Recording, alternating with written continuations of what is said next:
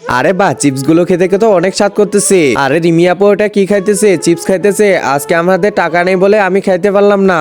আর ওই রাজু এখানে মন খারাপ করতেছে, ও খাইতে পারতেছে না, এই জন্য একটা কাজ করতে লাগবে। এ রাজু তুই এইদিকে আয়, তোর জন্য আমি একটা রেসিপি বানাই দিচ্ছি। এই যে দেখ আলু, এটা দিয়ে আমি তোকে রেসিপি বানাই দিব। প্রথমে আলুগুলো সিদ্ধ করার জন্য প্রেসার কুকারে দিয়ে দিব। এই তো সিদ্ধ হয়ে গেছে।